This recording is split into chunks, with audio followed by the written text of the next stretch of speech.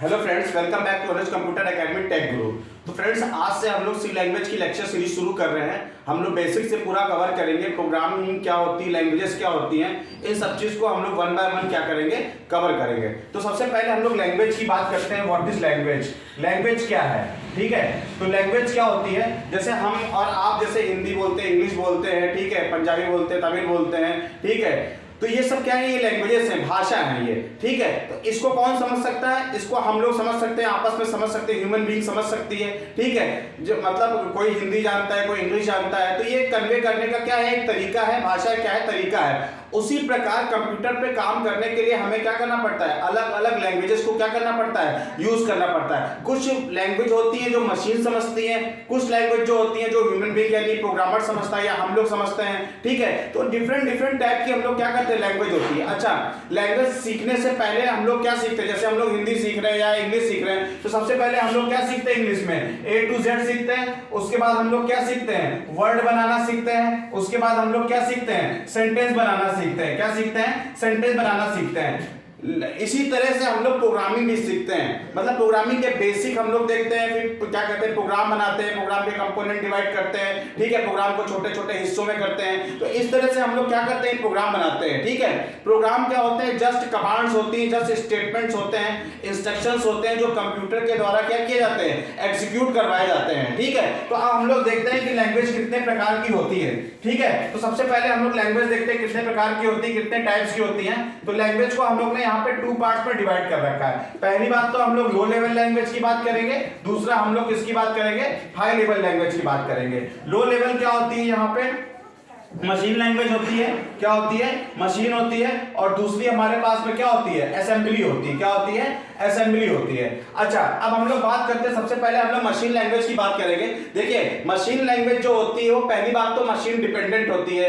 Machine किस तरह से डिजाइन किया गया, किस तरह से आर्किटेक्चर उसका बनाया गया है, किस तरह से उसको असेंबल्ड किया है, ये किस पे डिपेंडेंट होता है? ये मशीन पे डिपेंडेंट होता है। अच्छा, जो मशीन लैंग्वेज होती है वो किस फॉर्म में होती है? वो 0 और 1 के इंस्ट्रक्शंस होते हैं। क्या होते हैं? 0 और 1 के क्या होते हैं? एक इंस्ट्रक्शंस होते हैं जिसको मशीन द्वारा क्या किए जाते हैं? एग्जीक्यूट करवाए जाते हैं। अच्छा, इसको ह्यूमन बीइंग हम लोग प्रोग्रामर इसको या हम लोग इसको समझ नहीं सकते। क्यों?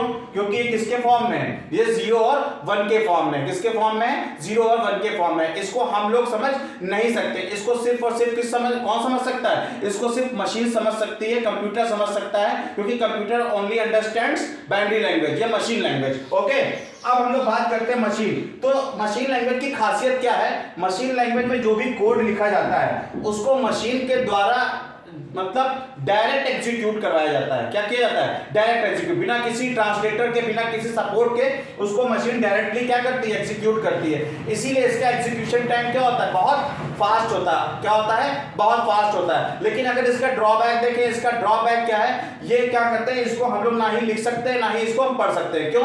क्योंकि ये हम लोग के समझ से क्या है? बाहर है। इसको समझना, पढ़ना, लिखना क्या है? बहुत ही डिफिकल्ट है, ठीक है। ये केवल क्या होती है? मशीन के द्वारा यूज की जाती है। और ये क्या होता है? ये मशीन डिपेंडेंट लैंग्वेज है। अब हम लोग बात करते हैं असेंबली लैंग्वेज बात करते हैं। असेंबली लैंग्वेज क्या है? प्रोग्राम या कंप्यूटर को असेंबल करने के लिए हम लोग किसका यूज करते हैं? हम लोग असेंबली लैंग्वेज का यूज। कंप्यूटर के हर पार्ट किसमें किए जाते हैं? इसमें हम लोग निमोनिक्स लिखते हैं। निमोनिक्स इसमें जो यूज किए जाते हैं, इसमें सिंबल्स यूज किए जाते हैं। इसमें क्या यूज किए जाते हैं? इसमें सिंबल्स यूज किए जाते हैं। क्या यूज किए जाते हैं? सिंबल्स यूज किए जाते हैं, जो कंप्यूटर के हार्डवेयर के द्वारा क्या किए जाते हैं? यूज किए जाते हैं। क्या किए जाते हैं? यूज किए जाते हैं। इसमें सिंबल जैसे हम लोग यूज करते हैं ऐड कराना, ठीक है, जंप, लोड, इस तरह के हम लोग क्या करते हैं? इस तरह के हम लोग सिंबल्स यानी सिंबॉलिक लैंग्वेज, इसको इसीलिए सिंबॉलिक लैंग्वेज भी कहा जाता है। इसके सबसे मतलब इसकी अगर एडवांटेज की बात करें, इसको लिखना, पढ़ना, समझना क्या है? बहुत ही आसान है, ठीक है। लेकिन इसका जो एग्जीक्यूशन टाइम है स्लो है। क्यों स्लो है? क्योंकि मशीन कौन सी लैंग्वेज समझती है? मशीन हमेशा कंप्यूटर कौन सी लैंग्वेज समझता है? मशीन लैंग्वेज समझता है। इसीलिए इसको कन्वर्ट करने के लिए हमको किसकी जरूरत पड़ती है? असेंबलर की जरूरत पड़ती है। किसकी जरूरत पड़ती है? असेंबलर। असेंबलर। यानी असेंबली लैंग्वेज के प्रोग्राम को किस में कन्वर्ट किया जाता है, असेंबली लैंग्वेज के प्रोग्राम को असेंबलर के द्वारा मशीन लैंग्वेज में क्या किया जाता है, कन्वर्ट किया जाता है। ठीक है, अब हम लोग बात करते हैं किसकी बात करते हैं, हाई लेवल लैंग्वेज की बात करते हैं। अच्छा, ये जो मशीन जो लैंग्वेज है ये किसके करीब होती है, ये मशीन के बहुत करीब होती है। अगर हम लोग हाई लेवल लैंग्वेज की बात करें, किसकी बात करें, हाई लेवल लैंग्वेज, ये हम लोग के करीब होती है, ह्यूमन के करीब होती है। क्यों? क्योंकि इंसान इसको समझ सकता है, पढ़ सकता है, लिख सकता है। इसमें जस्ट हम लोग इंग्लिश के सेंटेंस का हम लोग क्या करते हैं, हम लोग यूज करके इंस्ट्रक्शंस को लिखते हैं। ठीक है, अब हाई लेवल लैंग्वेज के प्रोग्राम को देखिए कन्वर्ट करने के लिए हम लोग दो प्रकार के ट्रांसलेटर हम लोग यूज करते हैं। दो प्रकार के ट्रांसलेटर कौन कौन से हैं, इंटरप्रेटर होता है, क्या होता है, इंटरप्रेटर होता है, और दूसरा हमारे पास में क्या होता है, कंपाइलर होता है। क्या होता है, कंपाइलर होता है। क्या होता है, कंपाइलर होता है। अब देखिए क्या होता है इंटरप्रेटर, कंपाइलर क्या है, ये सिस्टम सॉफ्टवेयर की कैटेगरी में आते हैं। प्रोग्राम को यानी हम लोग जो जो यूजर लिखता है, जो प्रोग्रामर लिखता है, उसको पहली बात तो हम लोग क्या कहते हैं, उसको हम लोग सोर्स कोड कहते हैं। क्या कहते हैं, सोर्स कोड, सॉरी। अच्छा, उसको इंटरप्रेटर या कंपाइलर के द्वारा, इंटरप्रेटर या कंपाइलर के द्वारा, ठीक है, इंटरप्रेटर या कंपाइलर के द्वारा उसको क्या किया जाता है, उसको कंपाइलर के द्वारा ऑब्जेक्ट कोड में बदला जाता है। किसमें बदला जाता है, ऑब्जेक्ट कोड में, जो किसके बराबर होता है, जो मशीन कोड के बराबर होता है। किसके बराबर होता है, मशीन कोड के कहां पे बराबर होता है। तो इंटरप्रेटर और कंपाइलर के द्वारा सोर्स कोड, यानी प्रोग्रामर जो कोड लिखता है उसको कौन सा कोड कहते हैं, हम लोग सोर्स कोड कहते हैं। ठीक है, उसको इंटरप्रेटर या कंपाइलर की हेल्प से किसमें कन्वर्ट किया जाता है, ऑब्जेक्ट कोड में, जो किसके इक्विवेलेंट होता है, जो मशीन के इक्विवेलेंट होता है। तो इस तरीके से हम लोग क्या यूज करते हैं, इंटरप्रेटर और कंपाइलर का यूज करते हैं। अच्छा, ये प्रोग्राम के आर्किटेक्चर पे, प्रोग्राम के डिजाइनिंग पे, यानी लैंग्वेज के डिजाइनिंग पे डिपेंड करता है कि आप इंटरप्रेटर का यूज कर रहे हैं, आप कंपाइलर का यूज कर रहे हैं। देखिए दोनों ही ट्रांसलेटर हैं, बट दोनों में क्या है, थोड़ा सा डिफरेंस है। डिफरेंस क्या है, इसको मैं थोड़ा रफ करता हूं यहाँ पे। डिफरेंस समझते क्या है, इंटरप्रेटर और कंपाइलर में डिफरेंस क्या है। ठीक है, देखिए इंस्ट्रक्शंस, यानी प्रोग्राम क्या होता है, program is a set of instructions. जो हम लोग लिखते हैं वो क्या होता है, इंस्ट्रक्शंस या कमांड्स होती हैं। ठीक है, तो जैसे ये इंस्ट्रक्शंस लाइन बाय लाइन लिखे हुए हैं, तो इंटरप्रेटर का काम क्या होता है, एक एक लाइन को रीड करना। क्या करना, एक एक लाइन को रीड करना और उसको किस पे कन्वर्ट करना, मशीन लैंग्वेज में, यानी करेक्ट कोड को किस पे कन्वर्ट करना, मशीन लैंग्वेज में कन्वर्ट करना।